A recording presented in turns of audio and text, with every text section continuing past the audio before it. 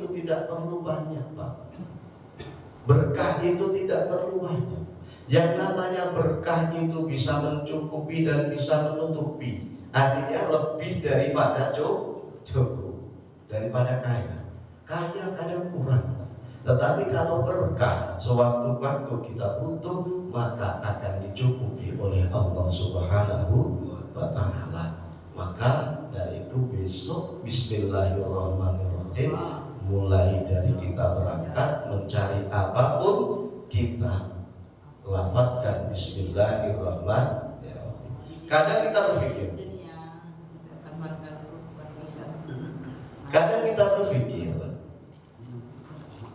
nah kok bahasa sini ya? Itu sesuatu kebiasaan. Benar tidak? Nah kok itu sesuatu kebiasaan. Tapi jangan kita pikir itu kebiasaan, Pak. Nah kok itu tujuan Bapak itu mencari apa? Nyari rizki. Rizki yang kita dapat itu untuk siapa? Keluarga. Sedangkan hukum mencari rizki untuk keluarga hukumnya apa? Berarti wajib, Pak. Jangan nama biasa itu. Nah, makanya kita teliti dulu. Sesuatu itu. Jadi mencari rizki untuk keluarga itu hukumnya wajib. Sedangkan perkara wajib kok tidak engkau mulai dengan Bismillahirrahmanirrahim tadi? Hadirnya Rasulullah kan tidak ada manfaatnya, tidak ada keberkahannya. Maka sebanyak apapun yang kita cari, hati kita tidak tenang, pikiran kita masih gundah gulita, goyang, masih mikir ini itu kurang, ini itu, bahkan ada sesuatu sedikit masalah kita cepat frustasi. Karena apa? Karena pegangan kita ini, Pak, tidak kita pegang secara benar. Kita tahu bahwa ini pisau yang bisa digunakan untuk menyembelih, tapi pisau ini tidak kita gunakan untuk menyembelih. Kita mencari yang lainnya, pisau kayu ataupun bambu. Walaupun bambu itu juga bisa, walaupun kayu itu juga bisa, tetapi lebih cepatnya adalah pakai pisau. Paham Pak ya? Ini dari Bismillahirrahmanirrahim. Jadi dimulai. Jangan juga kita berpikir, maaf, kayak ibu-ibu mencuci pakaian seorang suami itu pekerjaan biasa. Tidak. Nyapu halaman, nyapu rumah itu pekerjaan biasa. Tidak. Lah hadisnya Rasulullah apa? An-nadzafatu minal iman. Kebersihan sebagian daripada iman. Berarti kalau kita membersihkan rumah kita, itu menunjukkan bahwa kita ini mempunyai keimanan. Mencuci pakaian seperti itu, mencuci pakaian itu hukumnya wajib, apalagi hak pakaian tersebut terkena najis. Yang mana pakaian tersebut mau kita buat sholat. Sedangkan syarat sah sholat itu harus suci, wajib. Jadi perkara dunia ini tidak ada yang sia-sia, Pak, kalau kita pikir. Nah kadang kita berpikir itu setiap kebiasaan yang tidak ada hukumnya. Ini salah besar, Pak. Salah besar. Kita teliti lagi. Berkebun, mencari rezeki sama saja dakwah tadi. Ya kan? Apa? Jadi setiap sesuatu yang kita gawekan, ya, pakai baju. Yang kita pikir biasa. Pakai baju. Itu hukumnya apa? Menutup aurat itu hukumnya apa? Bisa tadi? Wajib. Untuk aurat hukumnya apa? Wajib kan? Loh, kita berpikir setiap hari itu kebiasaan. Bener tak? Artinya apa? Kalau kita berpikir itu setiap hari kebiasaan, maka setiap hari kita memakai baju tidak akan dapat pahala. Tetapi kalau kita pikir bahwa menutup aurat ini hukumnya wajib, dengan kita memakai baju maka melaksanakan sesuatu yang wajib mendapatkan apa? Pahala. Loh, artinya selama hidup gini Mbak, kita pikir deh. Selama kita hidup ini banyak pekerjaan yang kita anggap biasa akhirnya sia-sia, yang tanpa kita landasi dengan hukum. Tetapi kalau kebiasaan kita bukan kita anggap biasa-biasa dan kita landasi dengan hukum, maaf Pak, pasti kita lebih mulia daripada orang lain di sisi Allah Subhanahu wa ta'ala. Makan kita anggap biasa baik. Makan kita anggap biasa baik. Yang penting kenyang, selesai. Lu tidak. Kita makan itu tujuannya apa? Harus berpikir Pak, makan itu tujuannya apa? Bukan sekedar makan selesai, bira kencing selesai. Ya udah ada manfaatnya hidup kita di dunia ini Pak. Ibaratnya itu karung, yang mana karung tersebut itu kelihatan bulat besar, tetapi di dalamnya isinya kapas. Tetapi kalau sesuatu itu kita landasi dengan hukumnya Allah, dengan hadisnya Rasulullah, maka ibarat karung itu, karungnya bentuknya bulat, isinya padat pasir, yaitu berbobot. Nah selama hidup ini kita ini berbobot apa dulu di hadapan Allah? Maaf, di hadapan Allah ya, bukan di hadapan manusia. Di hadapan manusia maaf. Lo sudah ada pepatah orang Jawa, orang Melayu, apa namanya, susu sebelah nila setitik merusak susu sebelah. Nila setitik merusak susu sebelah. Artinya apa Pak? Kita berusaha baik di depan manusia model apapun Pak. Kalau kita mempunyai satu kesalahan sedikit, pasti Pak yang baik itu sudah tidak diingat lagi. Yang diingat kesalahan kita. Itu manusia. Nah makanya kalau kita mencari kebaikan di manusia itu sia-sia Pak.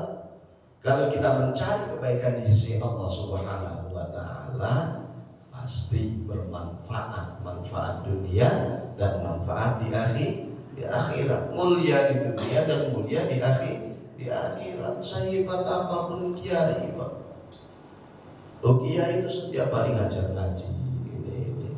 Punya kasus sedikit Pak, sedikit saja yang mana itu tidak menyinggung dengan syariat, maaf baik. Ikut partai saudara. Yang diingat oleh orang yang partainya tadi Pak, bukan ngajinya setiap hari, bukan ngajarnya anak-anak ratusan dan ribuan, tidak diingat.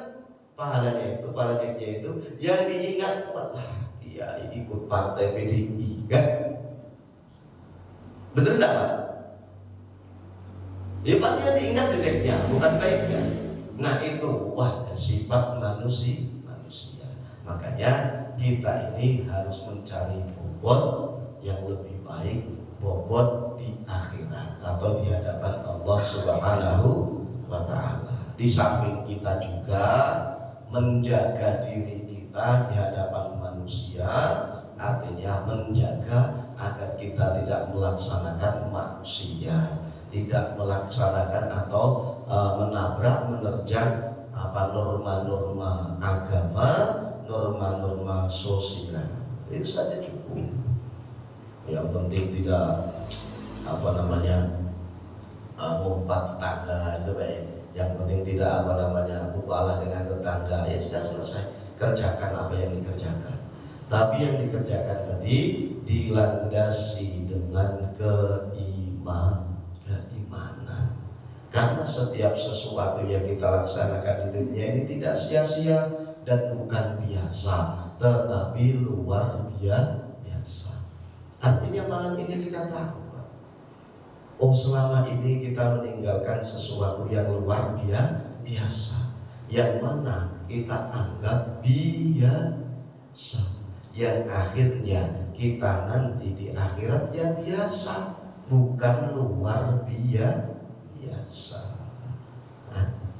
Ar-Rahman, artinya Ar-Rahmani itu adalah Allah yang bersifat Maha Pengasih di dunia dan di akhirat. Selama manusia di dunia ini, Pak, itu Allah memberikan taraf atau memberikan derajat yang sama, atau memberikan rizki yang sama. Artinya rizki yang sama itu gimana? Antara yang kafir juga dikasih rizki, yang muslim dikasih rizki, orang Kristen ya dikasih rizki, orang Hindu dikasih rizki, orang Buddha dikasih rizki, orang Islam juga dikasih rizki. Karena apa? Karena itu wujud kasih sayang Allah terhadap makhluknya. Terhadap makhluknya semuanya dikasih rizki. Orang Islam ya ada yang kaya, ada juga yang miskin. Orang Kristen sama seperti itu juga. Ada orang yang kaya, ada yang miskin. Orang komunis ada yang kaya juga, ada yang miskin. Orang Hindu juga ada yang kaya, ada juga yang miskin. Sama saja. Kaya miskin ini sudah seperti istri suami dan istri. Ada kaya ya pasti ada miskin. Ada besar pasti ada kecil. Itu semua. Jadi jangan kita berpikir, wah orang itu Kristen tapi dikasih rezeki kekayaan oleh Allah. Ya jangan kita melihat yang kaya, yang miskin juga ada gitu. Nah tetapi Pak, kita harus juga ingat di dalam Al-Quran,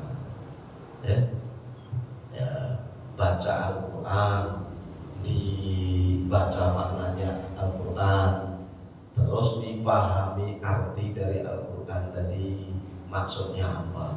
Insya Allah kita akan tahu. Dalam Al-Quran juga disebutkan lahum fid dunya khizyun wa lahum fil akhirati adzabun adzim. Bagi orang yang tidak mau menyembah Allah, di dunia itu dikasih bagian sama seperti bagian kita. Tetapi walahum fil akhirati adzabun adzim. Tetapi nanti di akhirat dia cuma dapat bagian azab, tidak dapat bagian nikmat. Artinya kenikmatan sudah dikasih di dunia semuanya. Nanti di akhirat tinggal menuai, yaitu siksanya Allah Subhanahu wa ta'ala. Gitu. Nah, kita mau seperti itu apa? Tidak seperti itu. Gitu. Nah, tetapi bagi kita muslim, ya, kita ini memang rezeki murni dari Allah. Tetapi kalau bagi non muslim ataupun yang lain itu bukan rezeki namanya. Istidraj. Istidraj itu apa? Kalau bagi kita ini diraju-rajukan. Apa bahasanya diraju-rajukan? Ibarat ada anak, kita tidak senang anak itu naik pohon. Terus kita omongin, wah pohon pede itu, yang tinggi sekalian, kalau jatuh biar mati. Nah, itu bahasanya tahu apa?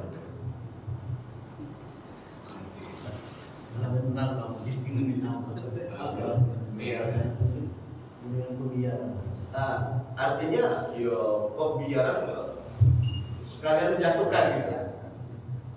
Jadi istidrak namanya itu, dilanjutkan, lanjutlah. Padahal diri kita itu tidak senang. Pembiaran berarti. Ya lanjutlah. Tetapi hati kita ini tidak senang. Nah itu apa seperti itu? Ngasih rizki, bukan rizki, istidrak tadi kepada orang yang tidak mau menyembah Allah. Jadi dikasih, tetapi Allah senang.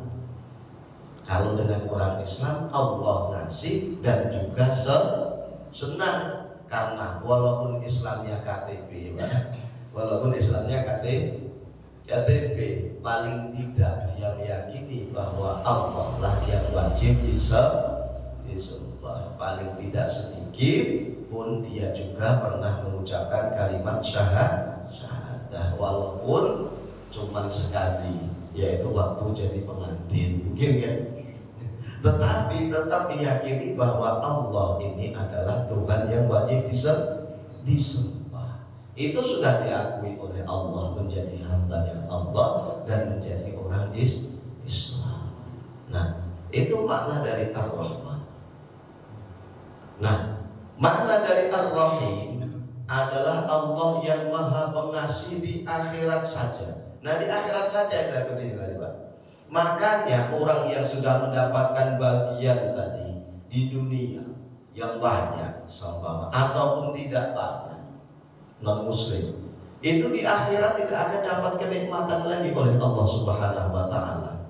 Dapatnya adalah siksa. Kalau bagi orang muslim, walaupun orang muslim itu tadi saya katakan cuma satu kali mengucapkan kalimat syahadat, tetap dia nanti akan dapat, yaitu kenikmatan oleh Allah, surganya Allah Subhanahu wa ta'ala. Gitu. Ya walaupun dia nanti di neraka yang paling terakhir diangkatnya, tetap diangkat. Jadi nanti yang tersisa di neraka itu orang-orang yang tidak mau menyembah Allah, tidak meyakini bahwa Allah itu menjadi Tuhan. Itu sisa-sisa dari neraka. Tetapi kalau orang yang meyakini bahwa Allah ini adalah yang disembah, walaupun maaf mungkin belum bisa melaksanakan sholat sampai mati, dan tidak melaksanakan puasa sampai mati, meyakini bahwa Allah ini menjadi Tuhan, tetap pasti akan diangkat ke surganya Allah Subhanahu wa ta'ala. Gitu. Ya artinya apa? Ya kalau orang yang seperti itu saja bisa diangkat oleh Allah ke surganya Allah, apalagi kita maaf yang terbiasa melaksanakan sholat. Artinya waktunya lebih cepat diangkat daripada orang tadi, ya Pak ya, yang jarang melaksanakan sholat atau bahkan tidak melaksanakan sholat, atau bahkan dia cuma mengucapkan kalimat syahadat sekali dan tidak melaksanakan syariat Islam. Makanya besok itu Pak, seperti yang saya katakan khutbah kemarin, bahwa setiap Jumat itu Allah akan memerdekakan orang dari neraka tadi, diangkat ke surga.